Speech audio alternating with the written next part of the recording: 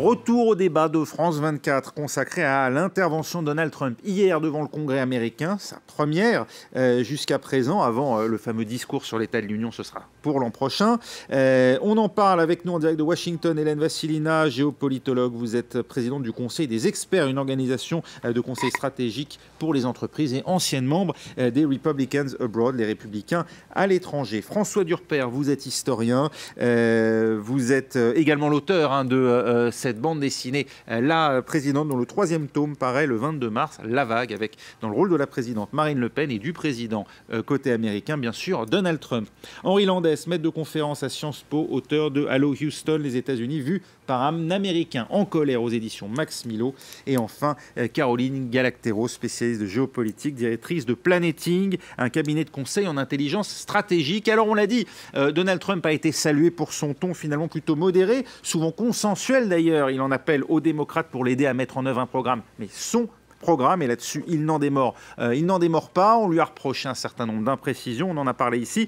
Il y a un domaine, cela dit, dans lequel il se montre particulièrement ferme, c'est celui des crédits militaires, une hausse très significative, Caroline Galacteros. Et pourtant, Donald Trump plaide pour un monde pacifié. On l'écoute.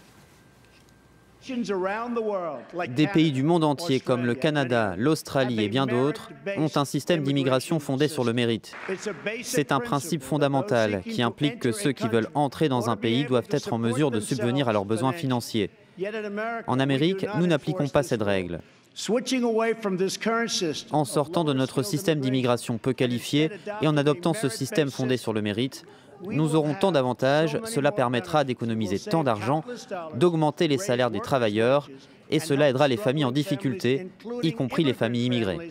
Alors c'est aussi une manière pour Donald Trump de voir un monde pacifié, mais cette fois-ci d'une autre manière avec les questions d'immigration. Et on verra si elle participe vraiment à pacifier la situation aux États-Unis. Mais je vous parlais de pacification, là c'est vraiment du point de vue militaire. Et on a retrouvé donc l'extrait de Donald Trump que je vous propose d'écouter. L'Amérique est désireuse de se faire de nouveaux amis et de forger de nouvelles alliances quand nous partageons les mêmes intérêts. Nous voulons l'harmonie et la stabilité, pas la guerre, ni les conflits. Nous voulons la paix partout où la paix peut être trouvée. Comment comprendre ce message de Donald Trump au regard des plus de 50 milliards de dollars d'augmentation du budget de la défense ? Mais ça n'est pas du tout antithétique, antinomique, pas du tout. On peut d'abord, si vis pacem parabellum. Deuxièmement, oui, il a augmenté, donc si tu veux la paix, prépare la guerre. Il a augmenté de 10% à peu près. C'est une augmentation quand même assez intéressante. Je pense que il faut comprendre ça. Alors, il annonce vers l'extérieur une volonté de paix, c'est-à-dire de dialogue, de nouveaux amis, de nouvelles alliances. Le désengagement, c'est comme ça qu'il faut le comprendre ? C'est pas forcément un désengagement, c'est une autre manière de s'engager. Voilà, ça ne veut pas dire qu'on ne doit pas avoir une posture martiale, ça ne veut pas dire qu'on ne doit pas renforcer son outil militaire. Et dans le cas américain, il faut quand même comprendre que c'est très habile ce qu'il a fait de mon point de vue, parce qu'il démine des inquiétudes très fortes dans le camp démocrate, évidemment, puisque Hillary Clinton était sur une posture beaucoup plus interventionniste, beaucoup plus guerrière, belliciste. Et dans le camp républicain aussi, où on s'inquiète, et puis je ne parle même pas du Pentagone, de Washington, de l'OTAN, de l'establishment, enfin tout le monde l'attendait.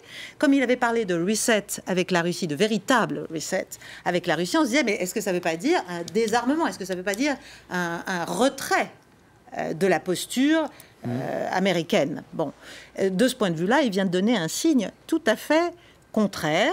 On peut vouloir le dialogue, on peut vouloir modifier une alliance, ça ne veut pas dire qu'on va se désarmer pour autant. Donc c'est très habile politiquement. Deuxièmement, il faut comprendre qu'annoncer une augmentation du budget de la défense, ça ne peut faire plaisir qu'à tout le monde aux États-Unis.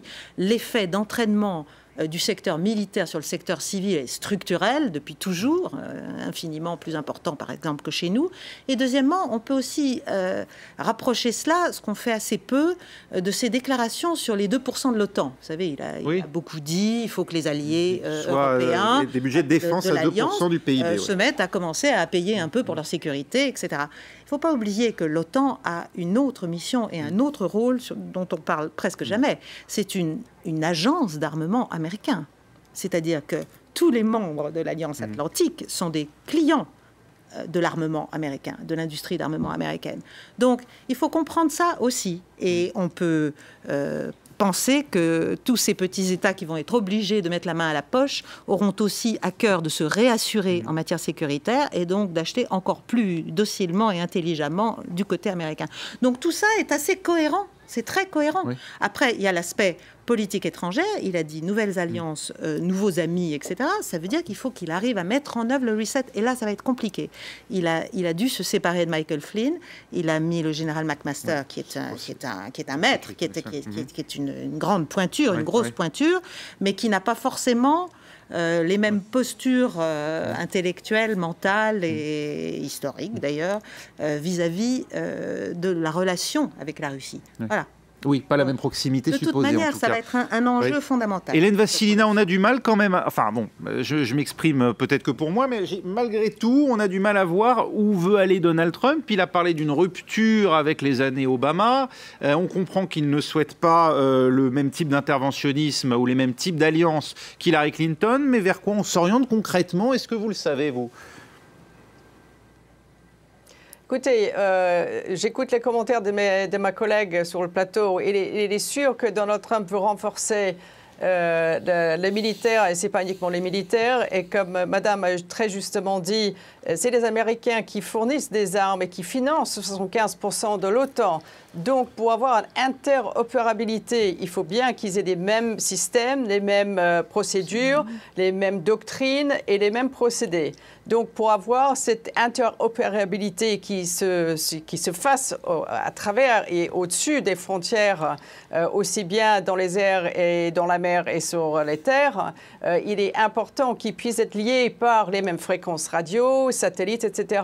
Donc, il est important que tout soit lié et il faut le dire que les États-Unis payent pour la sécurité et la prospérité de l'Europe.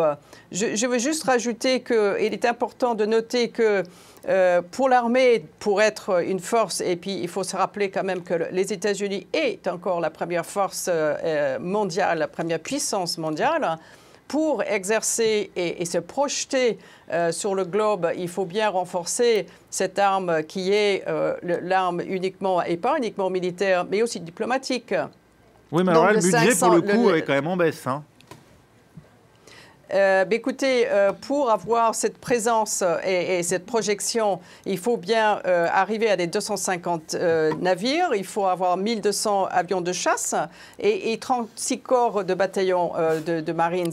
Donc, pour se projeter et pour avoir cette reset et pour avoir cette point de force en face de la Russie, puisque vous savez très bien que la Russie et les États-Unis faut qu'il y ait pas un face-à-face et qui sera nucléaire forcément, il faut qu'il y ait la puissance en face et Vladimir Poutine comprend très bien et apprécierait, je pense, la force aussi des États-Unis et en face d'une Russie assez forte. Henri Landès, l'armée américaine vue comme un moyen à la fois de soutenir le reste de l'économie et également d'une certaine manière d'inverser ou d'imposer un rapport de force au plan diplomatique, c'est une bonne manière de voir les choses? Selon moi, c'est une vision beaucoup plus noire du monde qui est nécessaire, qui est mise en avant par Donald Trump. Où va-t-il aller chercher l'argent? Il a parlé de démanteler l'Agence de protection de l'environnement. C'est officiel maintenant depuis son discours. Il n'a pas mentionné le changement climatique. Il a dit la qualité de l'air et la qualité de l'eau une fois. Ouais. Mais clairement, il ne souhaite pas du tout coopérer pour la lutte contre le changement climatique, que je rajoute est un facteur qui exacerbe les tensions géopolitiques. Oui. Il y a des déplacements de population qui exacerbent les tensions géopolitiques. Et Donald Trump ne souhaite pas du tout s'attaquer à ce problème-là. C'est une vision donc très court-termiste du problème. Il va faire baisser probablement le budget du département de l'État. Il inquiète donc énormément la diplomatie, mais aussi l'aide humanitaire et l'aide au développement.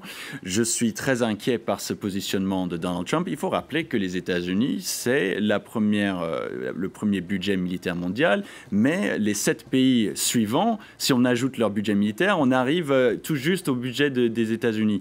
Donc il veut rajouter 50 milliards, si je comprends bien, c'est autant du budget militaire que la France.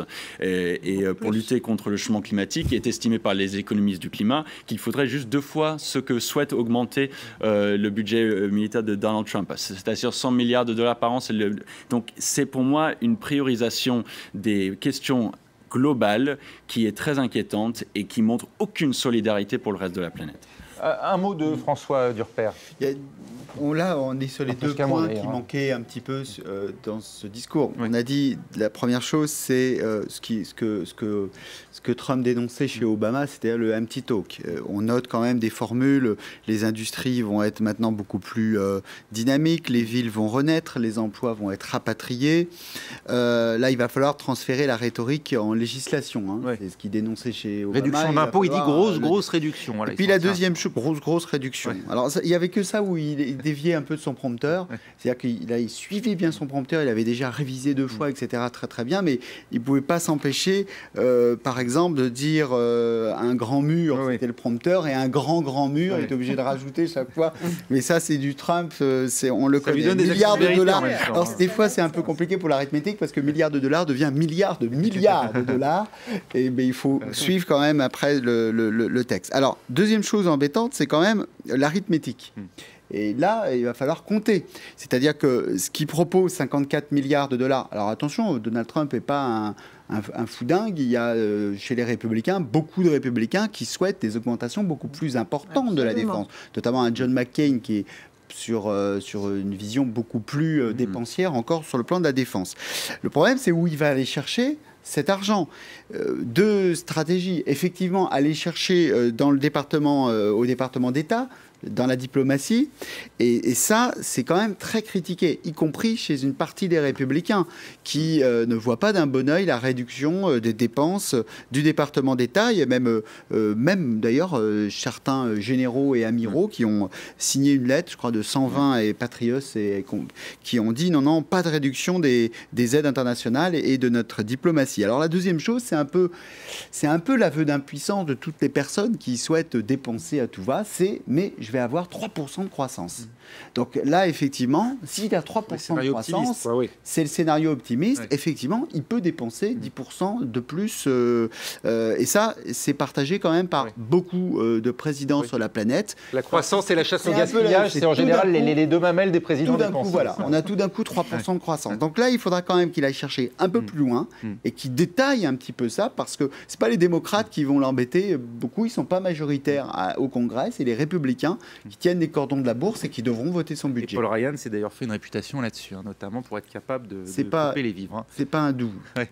Caroline Galacteros, vous vouliez réagir sur les questions notamment de où on trouve l'argent et puis de la ponction à la diplomatie, par exemple.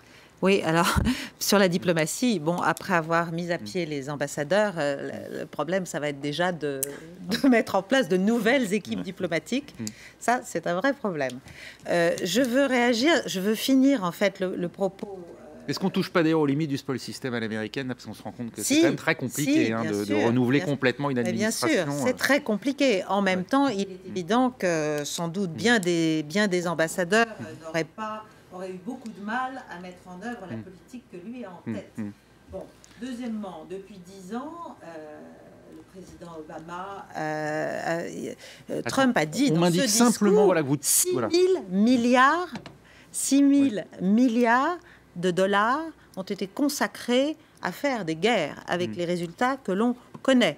Donc on ne passe pas non plus d'un vol de colombe, n'est-ce pas, à un faucon noir qui subitement dirait « ça y est, l'Amérique doit se réarmer colossalement ». Ensuite, c'est une hausse, effectivement, comme vous l'avez rappelé, relative. Et enfin, ce qui est très intéressant, c'est que Vladimir Poutine aujourd'hui a dit « nous attendons patiemment les déclarations de la présidence sur ce que doivent être les liens russo-américains. » Donc, on voit bien que la Russie a compris la situation dans laquelle Donald Trump, depuis son entrée en fonction, et même un peu en amont, est par rapport à son projet de dialogue, pas forcément de rapprochement, mais de dialogue, et l'aide. C'est-à-dire, il l'aide à faire retomber la tension, de la même manière qu'il n'avait pas répondu à la provocation d'Obama qui avait viré 35 espions, de la même façon que quand le général Flynn a été obligé de démissionner, il y a eu là aussi des réactions assez de temporisation russe. C'est-à-dire, on voit bien que là, le reste du monde, pas seulement d'ailleurs la Russie, le reste du monde attend que l'on puisse, dans ces matières qui sont très importantes, certes, ce ne sont pas les enjeux environnementaux globaux, mais comme l'a dit Trump dans Donald Trump dans son discours, c'est pas c'est pas être je sais plus comment il l'a dit, les maîtres du monde qui est intéressant, c'est pas les intérêts du monde qui sont intéressants, c'est les intérêts des États-Unis. Donc on revient à ça. On se ressent. Sur ce point, si on peut débattre d'un mot sur les questions environnementales, c'est que ce qui était intéressant chez Obama, et on voit le glissement d'opinion américaine qui a quand même changé. Alors c'est peut-être pas Obama avec ses petits bras verts qui a fait bouger les choses. Mais ce qui était intéressant, c'est que l'affaire de la planète était devenue l'affaire des États-Unis. C'est que le génie peut-être de communication d'Obama était de dire, regardez, moi je suis dans une émission de télé-réalité dans l'Alaska, je mange les restes de poissons qu'un ours a laissés. Et tout d'un coup, les Américains se sont dit, cette banquise qu'ils font, elle est américaine. Et là, pour le coup, si vous voulez, ça a changé un petit peu les choses. Et c'est vrai que l'addition des égoïsmes, plutôt que de se dire l'air pollué, c'est l'air des autres, c'est à un moment donné de se dire c'est notre propre air, c'est ça qui a quand même basculé. Et ça serait quand même dommage de perdre 4 ans ou 8 ans. Et il faudrait quand même que Trump, qui parfois le dit, parfois il est un peu climato-sceptique, puis parfois il a ses éclairs de dire non, mais j'ai quand même conscience des choses. Il faudrait quand même qu'ils choisissent. Et effectivement, il y a quand même un enjeu avec cette agence environnementale. Faire passer de 25 000 à 5 000, ça veut dire qu'on sabre la politique publique environnementale. On ne peut pas tout lui demander en même temps non plus. Oui, mais enfin, il a carrément dit... Oui, justement, on va vous faire intervenir, Hélène Vassilina. Je voulais vous faire réagir parce que la Maison-Blanche indique que Donald Trump devrait signer un nouveau décret présidentiel pour lever l'interdiction d'exploitation du charbon fédéral donc sur le territoire américain. Est-ce que ça n'inquiète pas, y compris les électeurs républicains, quand même sensibilisés à cette question de l'environnement, de voir non pas un mépris de ces questions-là, mais même la volonté aujourd'hui, à nouveau, d'utiliser les énergies carbonées? Je vais revenir un peu en arrière, ce qui a été dit pour la défense, vous savez... Oui, non, mais il faut qu'on avance, Hélène Vassilina, parce qu'il ne nous reste que 3 minutes. Oui, je sais. Si on pouvait juste passer au sujet... Donc l'environnement, c'est important. Si les États-Unis ne prennent pas conscience de cela, et je peux vous dire que la défense et les agences fédérales ici en prennent conscience, c'est dans leur pratique de tous les jours. Les militaires, ils savent, et la défense le savent, si ils ne traitent pas ces problèmes d'environnement, ça tombera sur eux de les régler, d'aller éteindre, si je puis dire, des feux de migration, de mouvements de peuple. S'ils font rien, ça va leur tomber dessus. Donc, effectivement, s'ils n'en font pas, et moi je dis, il y a des chances économiques dans tout ce qui est énergie propre, renouvelable, et je peux vous dire qu'il y a énormément de recherche qui est faite ici, sur tout ce qui est véhicules propres, etc. En ce qui concerne les charbons et les charbonnés et tout ce qui est fossil fuels, tout ce qui est, tout ce qui est dans le pays du charbon, il y a des techniques qui permettent de produire du charbon propre, et je sais de quoi je parle. Donc, les États-Unis regardent, il y a Silicon Valley, il y a des laboratoires de défense sur la côte ouest qui ont développé un laboratoire pour explorer justement ces technologies pour l'environnement propre, puisqu'ils savent très bien, les États-Unis, si quelque chose se passe et s'il y a une crise quelque part, ou des mouvements de peuple, c'est à eux de pouvoir et assurer la sécurité non seulement des Américains, mais aussi des flux déjà d'énergie et des crises qui vont venir de ces problèmes. On l'a vu avec l'immigration en Europe. Alors, si cette conscience, Hélène Vassilina, est partagée par Donald Trump, pourquoi revenir sur ce qui avait été mis en place par Barack Obama et l'administration démocrate pour protéger l'environnement? Qu'est-ce qui finalement n'allait pas avec cette réglementation? Écoutez, il y a déjà, comme vous ne le savez peut-être pas, il y a trop de réglementations aux États-Unis. Ils veulent simplifier des choses. Et pour ouvrir des vannes et créer des emplois, il faut simplifier des procédures, puisqu'il a dit pour un processus, il faut éliminer 2 réglementations. Donc, on est surréglementé et vous savez... Non, Reagan l'a fait aussi. Donc, il a fait plein de réformes économiques dans les années 80 qui a donné un boom aussi à l'économie. Donc, si on peut simplifier, si on peut permettre des entreprises d'investir, et je vous signale quand même que personne ne l'a dit, quand même, on a atteint des 20 123 points avant que je prenne l'antenne. Le bourse est en hausse de 311 points. Donc, tout ça dit que Donald Trump va dans la bonne direction et je vous assure que moi, je le vois ici, l'économie verte, c'est une chance pour l'Amérique et pour tous les autres pays. Henri Landès. Le charbon a subi une baisse, notamment parce que le gaz naturel a subi une grande hausse et ils sont en compétition. Donc quand Donald Trump dit qu'il souhaite enlever la régulation pour relancer le charbon, c'est une fausse promesse, premièrement. Deuxièmement, nous sommes beaucoup plus loin de l'industrialisation du charbon propre et il n'y a aucun groupe scientifique et ce n'est pas du tout un consensus parmi les environnementalistes qu'il faut aller vers le charbon propre. Ce qui est un consensus, c'est de laisser 3/4 des énergies fossiles sous la terre pour respecter l'accord de Paris. Donc c'est totalement rétrograde et dangereux ce que souhaite faire Donald Trump sur les énergies fossiles, quelle que soit la technologie qu'il souhaite appliquer, qui n'est pas encore prête pour la déployer au degré nécessaire pour justement ne pas polluer. Charbon, donc il n'y a pas du tout une solution dans le charbon, ni pour relancer l'économie, ni pour protéger l'environnement. C'est un désastre écologique que Donald Trump souhaite annoncer. Un mot très rapide. Un mot très rapide. Hélène a eu raison de montrer que dans le discours, il y avait les 3 points, la sécurité nationale, le nationalisme économique. Mais il ne faut pas oublier, nous qui sommes à l'extérieur des États-Unis, ce point important de la lutte contre le big government, le retour au limited government. Et ça, c'est important. C'est très américain. On ne l'analyse pas à l'extérieur des frontières américaines, mais c'était un point important du discours. Et ce qui est important, c'est ce qu'a dit aussi Donald Trump il y a quelques heures chez Fox News. Il s'est attribué la note de A, comme en général, sur le fond, mais il s'est attribué la note de C sur le plan de sa com, de ses tweets, etc. Eh bien, on peut souhaiter qu'il continue à s'attribuer cette note-là pour continuer à progresser dans ce domaine, parce que c'est pas simplement c'est son avenir qu'il est question, c'est sa capacité à gouverner, à s'entendre avec le Congrès, notamment. Merci beaucoup François Durper, merci également à Caroline Galacteros, à Henri Landès et à Hélène Vassilina qui était avec nous depuis Washington. Je sais que c'est pas toujours facile d'intervenir quand on est à distance, mais on a essayé de respecter autant que faire se peut le temps de parole entre nos différents invités. Restez avec nous tout de suite, un œil sur les médias.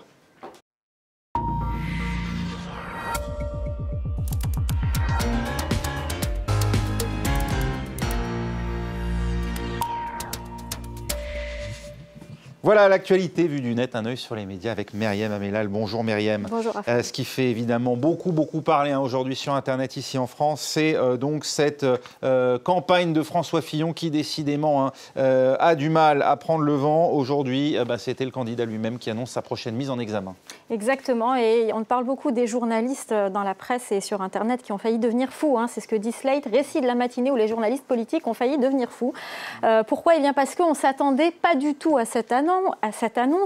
Beaucoup s'attendaient à un renoncement de François Fillon. Donc ça a évidemment créé la surprise. Pour beaucoup, c'était donc une surprise. J'ai l'impression que j'ai un petit souci avec l'ordinateur. C'était une surprise, visiblement. Voilà, là aussi, pour moi, c'est une surprise. Et on a aussi un problème d'Internet, me signale. Voilà, on a un petit problème d'Internet. Voilà, Internet revient. Internet revient. J'aimerais pouvoir vous montrer cette une du Huffington Post. Petit problème. Une du Huffington Post qui raconte une petite anecdote où on voit à l'intérieur du QG de campagne de François Fillon le cadre qui s'effondre juste avant l'allocution. Donc beaucoup ont vu un signe du renoncement. Tout était là, tous les signes étaient présents et finalement, patatras, il reste, il ne renonce pas. Et regardez, François Durper qui l'avait prédit avec justesse ce matin, dès 8h. Il était sans doute un des rares à le faire. Regardez ce tweet. Je milite pour la reconnaissance du burn-out des journalistes couvrant la droite. Donc ça aussi, c'est un tweet humoristique, mais qui relate un petit peu les faits, l'effet de surprise surtout. Le respect de la parole donnée, regardez aussi ce tweet. Comparaison, à gauche, Jospin, j'ai perdu, je me retire de la vie politique. Hollande, je ne me représenterai pas si je n'inverse pas la courbe du chômage. Et puis Sarkozy, si je perds, je me retire de la vie politique avec la petite croix rouge. Et puis Fillon, je ne me présenterai pas si je suis mise en examen. Alors ça, bien sûr, ça a été beaucoup repris Nadine Morano aussi. Qui trouve des qualités à la gauche. Voilà, mais c'est pas la vraie Nadine Morano. Je tiens à le préciser au cas où certains pensent encore que le Gorafi est un journal sérieux, donc je préfère quand même... Merci pour moi. Je préfère quand même le préciser, Raphaël. Voilà, donc beaucoup de réactions et beaucoup de tweetos qui reprennent cette fameuse phrase « Si j'étais mis en examen, je ne me représenterai pas ». Vous avez donc beaucoup de gens qui critiquent, notamment Jean-Michel Apathy, notre confrère. Est-ce qu'on imagine le général de Gaulle mis en examen pour François Fillon depuis ce matin ? C'est oui, c'est la référence à la phrase, au tacle de François Fillon, Nicolas Sarkozy pendant la campagne des primaires. Donc on parle beaucoup de cela, donc j'essaie de vous montrer ce qui est apparaît. Voilà, au dernier moment, François Fillon renonce à se rendre dans le salon de l'agriculture. Il y avait une photo très parlante. Malheureusement, elle n'apparaît pas non plus. Donc, problème de réseau. Hein. Voilà, on reviendra tout à l'heure avec Stéphanie. N'accusez pas les Russes. Je n'accusais personne. On n'aurait pas dû dire du mal. On n'aurait pas dû dire du mal de Donald Trump. Merci beaucoup, Myriam. Merci également à nos invités du débat. Restez avec nous tout de suite. Un nouveau journal sur France 24. Reporter.